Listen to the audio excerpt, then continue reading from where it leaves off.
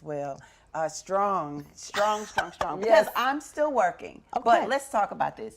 July 2021, you retired after more than 35 years in the corporate and nonprofit world, Yes.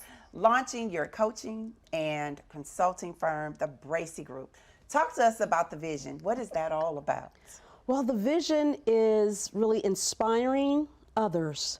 That's what the journey really is all about in life. You know, God didn't give us gifts to hold on to them. He gave us our gifts to help others. And that's what I stand by. That's what I live by. Yeah. I mean, again, that's another example of doors opening because God said, all right, look here, it's time for me to help you move to the next piece. And then you get with the Rams and you end up in St. Louis.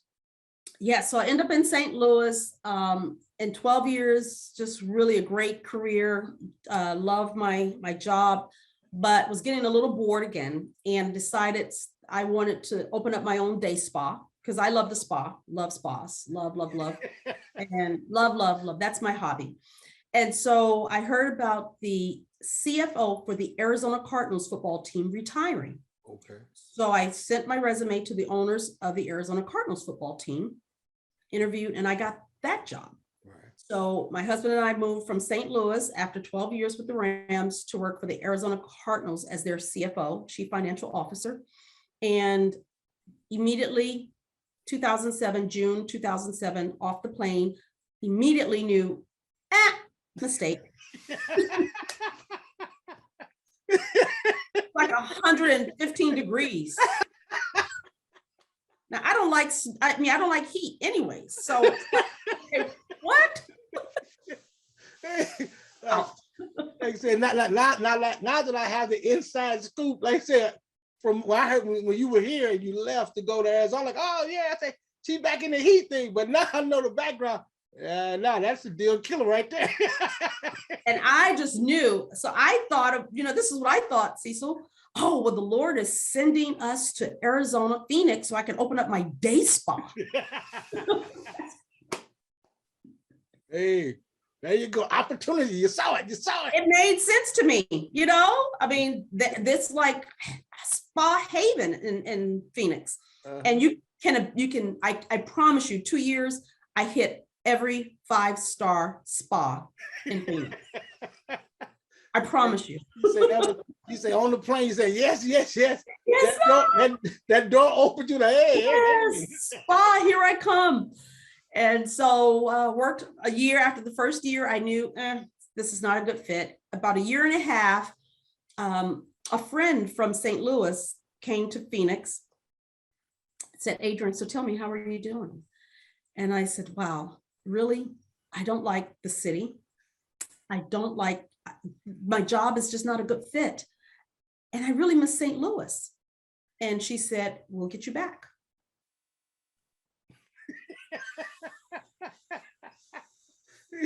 He said, that's all I had to do was say, I really miss St. Louis.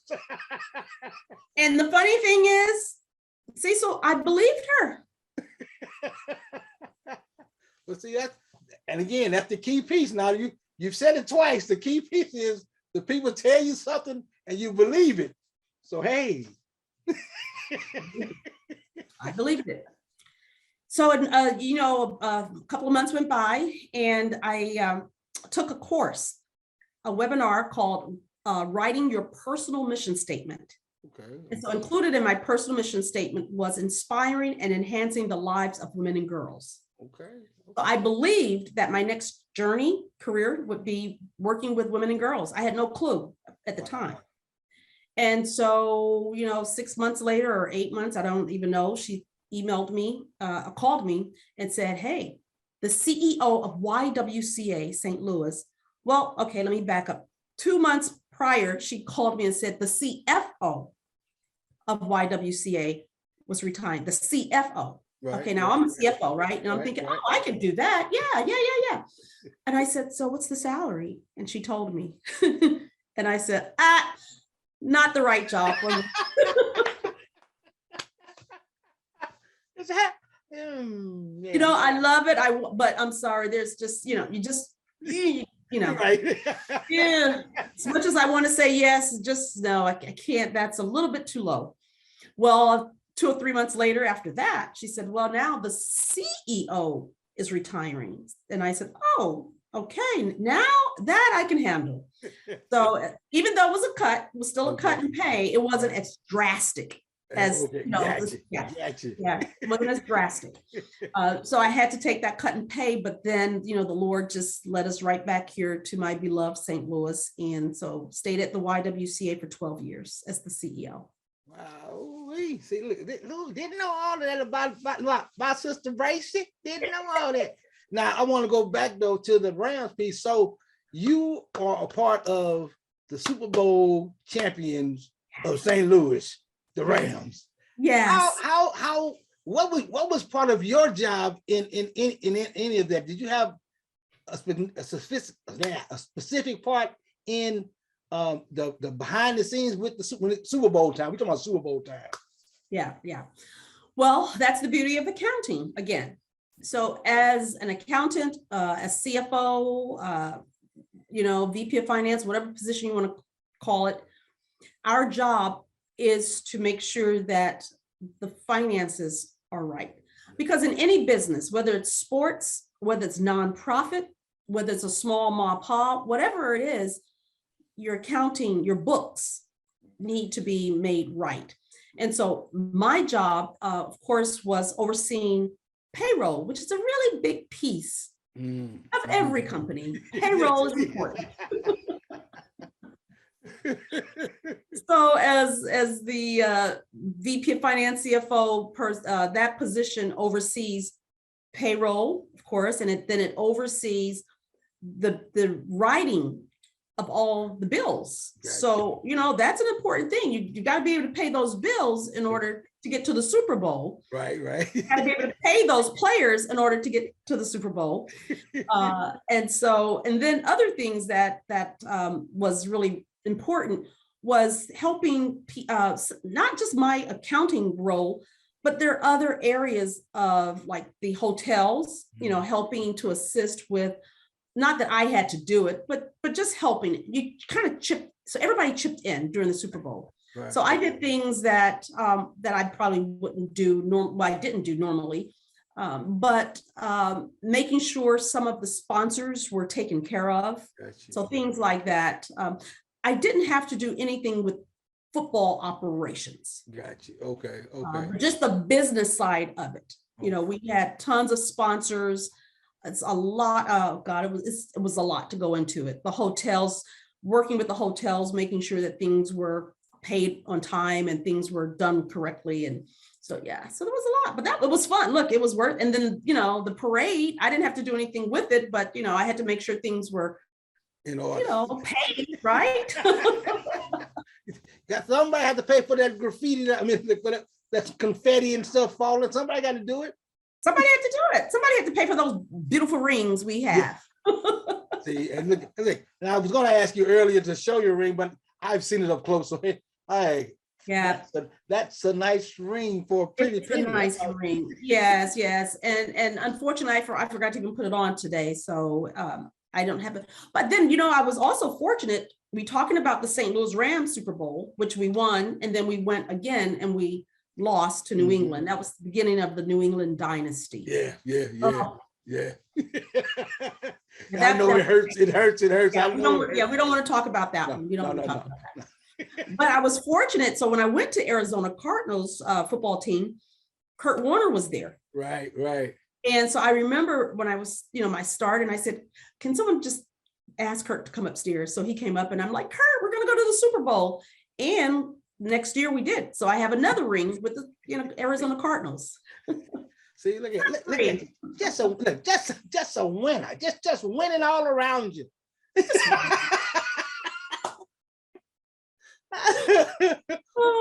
I mean, like I said, it's the fact of you being who you are.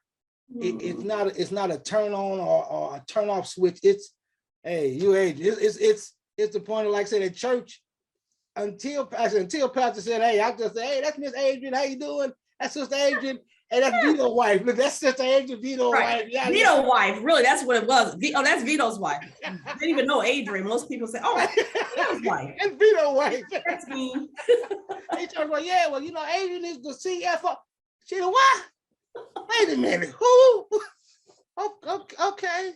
So, Yeah, Vito, you married Adrian. Right. Then it became, oh, you're Adrian's husband. But I mean, but again, it's just a fact of being around you, and again, the way that you carry yourself, and the way that you're open to so many of the young ladies at the Shalom Church City of Peace that know you. And I mean, it's my daughter. I mean, the whole little clan that they know that, hey, if they had an issue about something and you were available, they can ask, hey, Miss Bracy, can I talk to you for a minute? And you do it and you give it back. So that's another thing about you, as far as that's why it's so important to have you on here. And I'm so blessed, because I want people to understand that you have went through some things and been through some trials and tribulations, and you've come out on the other side able to give to people. And that's something that people understand, that, hey, we get it, and all of a sudden, well, I can't talk to you right now. But you say, okay, I got time. What can we do? Wait a minute. Okay, I'll make time for that. We can do that. And again, that shows the God in you that you've allowed to come out when people that you don't even know just want to talk to you for a minute. Yeah. And I just want to thank you for being who you are and doing things the way that you've done them. Thank you. Well, thank you. It is my honor. And, I'm a servant of the Lord. And so it's, I just believe that when God gives you gifts, like you have a gift, and this is your gift. And so now you're giving back. And that's what we're supposed to do. Because if you kept the gifts that God has given you, no one's going to be blessed but you. And what kind of world is that? You're right. So I just truly believe that's you give, and it's better to give than to receive. I just believe that. Yeah. Too much is given, much is required. It is. And now, after all those travels and see it, you are now Adrian Bracy, the author. Hey. and TED Talks. I mean, you're. I mean, hey. God is blessed. Yes, God has blessed. He has blessed. I forgot to even put a book by me so I can even show you the book. But God, I got a copy of the book. We're gonna put it on the screen so you can see what the book looks like, so they can go out and get it. But I mean, in doing the book, so writing the book, how long was the process in that? I mean, when did you actually decide, yeah, you know what, I need to write a book? So I wanted to write a book several years ago. So actually I paid thousands of dollars to write a book. Okay. And I didn't, at the time, I paid this book coach, book professor. I didn't know what I wanted to say. Originally it was going to be about my biography. And I thought, well, I want someone to learn something. And so I thought I won't do anything now. So in 2019, Isaac Bruce had the 20-year reunion for the Greatest Show on Turf. And I went up to Coach Dick Vermillion and said, hey, Coach, I want to write a book on leadership. And he said, why? Do you know how many books are on leadership? What's going to make your book different? And I said, oh, you're right. Nothing. Okay. So I said, okay, then I'm not going to write a book. And then, I prayed about it, and God just laid it on my heart to write a book. And that's when I decided to retire in 2018. So I knew that I wanted to retire in 2020. And that's when I decided to start getting serious about it. Even after Coach said that, I said, okay, well, let me just start really getting serious about this. And I hired a coach to help me transition from nonprofit to in entrepreneurship, because that's what I wanted to do. I wanted to be an executive leadership coach. And so I've been talking to her, and I said, so whatever, we talked, and she said, so what else is on your heart? I said, I've always wanted to write a book. And she said, a book? Why? And I thought, oh gosh, here it goes again. And I said, well, and I told her for 30, 40 minutes why. And at the end of our coaching session, she said, oh my gosh, Adrian, you got it, girl. You got to write a book. I have your outline. So everything that I told her, she took notes. Okay. And so then that's when I knew it was going to be on leadership. Gotcha. So now I have wisdom, pearls of wisdom to share with other people. And so that's what led me, is really wanting to bring value to the lives of others. Is the reason why I wanted to write the book. Okay. And again, I mean, it goes to show, and just you explaining that this is not something that you're doing for fashion or any, this is a true God purpose in your heart, give back. Yeah, it's a give back. It's not for me. The book is not for me. It's for the young people coming, not even young people, just people in general who is going to come along and see obstacles in their lives, and who may have grown up in Liberty City or East St. Louis or North City or wherever, and just feel like, oh God, how can I overcome these obstacles? Well, yeah, you can, because you're looking at someone who did. And so that's it. It's being a role model, really. Yeah. And again, like I say, that is one of the goals of the program, is to, like I say, have people that you walk by every day. You sit. It's people who sit by you at church, and I saw this a couple of times. Who sit by you at church, and y'all just have fun, y'all talking, and they never realize or pay any attention until somebody say, "Hey, y'all know that's Adrian, right? She's over there." Come on, you are. Come on. Yeah, I am. Yeah, how you doing? Come on. Oh, I didn't know who I was sitting with. Come on. Yeah, I just want to come to church and be like everybody else, and that's the thing about it. There's never been, with you, there's never been a fanfare or anything. It's always been like, okay, let me sit back here. Y'all handle it. I'm good. Yeah, I'm from Liberty City. I'm good at people say, how do you overcome? Look, my family, number one, won't let me forget where I come from. And I'm grateful for that. They keep me humble. And now, so questions on that note. Now, as far as, like I said before, where you are now, people don't understand the struggle. Mm-hmm. They don't understand that you at times have to find a way to smile while you in your mind saying, I can't believe you did this to me. But right, it's God. Thank you, Lord, because I don't know it. And if the Liberty City in me comes out, it's gonna be ugly up in here. Oh, you hit it on the nose. For real. That's real right there. That's real, because you know, like Dr. Clark says, it's like, hey, I still got a little bit back here that I ain't let go of yet. And it's only by the grace of God. Only. It's not Adrian's doing, I promise. That Adrian, she's so sweet and nice. Yeah. Did you see her yesterday? She was mad. Right. Somebody must have made her lose her religion. She laid it down for a minute. For a minute, just to let you realize, look here now. Jesus, I mean, it's so funny to think about those things that we go through, and people don't understand. They throw rocks and try to do this and this. And then a song came out a couple of years ago from this rapper that just tickled me. He says, try Jesus, don't try me, because I throw hands. And I was like, yeah, I had to use that later. Oh, that's hilarious. Oh my gosh. I mean, and again, I mean, that's some of the things that people don't realize. As we walk the walk we have to walk, there's some things that we take because you just can't do, like you said, you just got to choose the right move, because one wrong move will kill a whole bunch of good moves that you've made. It will destroy you, that one. And it's always harder to get back when you lose it. It's just harder. It's just hard. And that's why I do pray before I talk, and this is practice though, Cecil. This is not something I was born with. This is discipline. It's called self-discipline. And in the book, I talk about having self-discipline. And as a leader, you have to. I mean, it's not, I don't say certain things because I can't, but I made a choice not to. Yeah, It's a choice. Yeah. It's a choice. And when you say it, you can't take that back.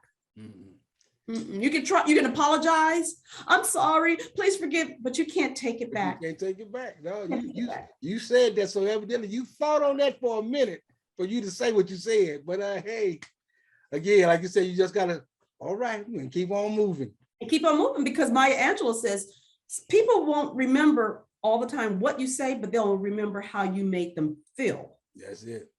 So when I walk away, I want you to feel loved. I want you to feel like you're someone, like you're enough. I want you to feel good about yourself. And so I have to give that. That's what I have to give, because that's what I feel about myself. And that's what I want you to feel about yourself. And again, we talked about Adrian growing up. We talked about Adrian as the businesswoman. Adrian, the wife, like I said, we talked about laughing about that's Vito's wife.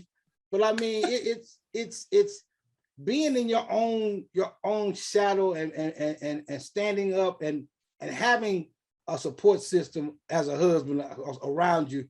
I mean, does that help as far as struggles also? Oh my gosh, like 100+ times. Yes.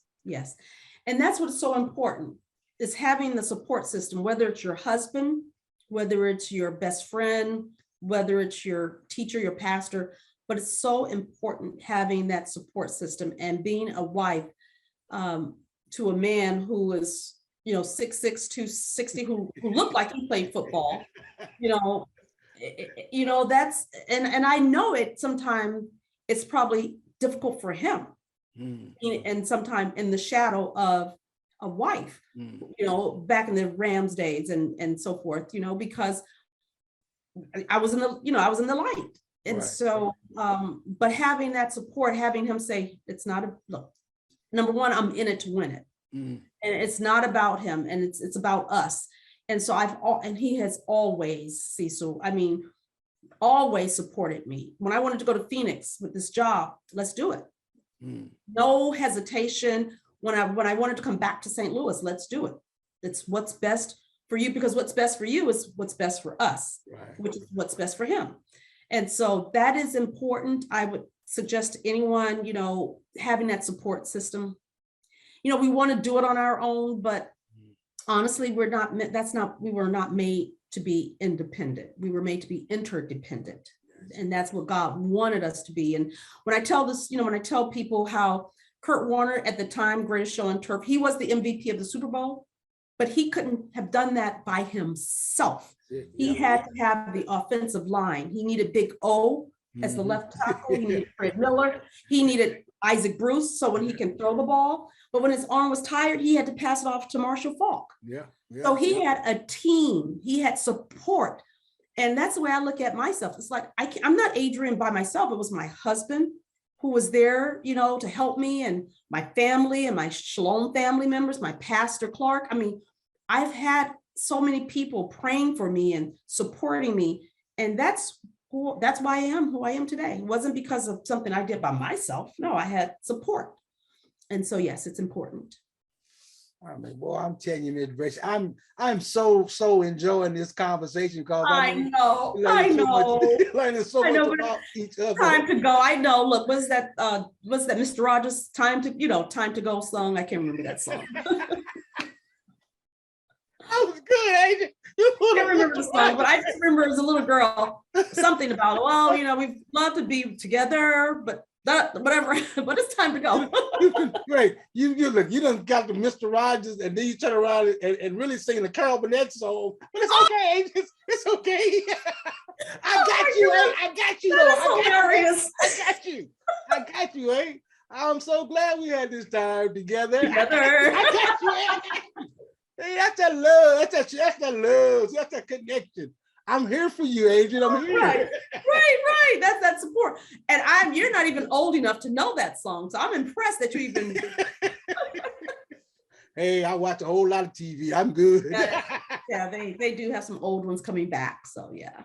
Well, once again, I really want to take time out and say thank you so much for taking time out of your day to hang out with little old me. Oh my gosh, are you kidding me?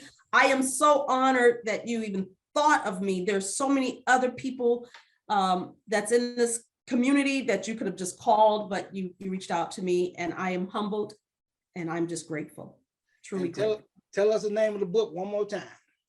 The name of the book is Halftime: Learn to Pivot as a Leader and Identify Next Steps. And I thought about that when you said that, because I know you know her, my friend Nikki Roach. Nikki, we had I interviewed Nikki a while back, and we talked about it. We got to talking, and the main word she kept saying was pivot.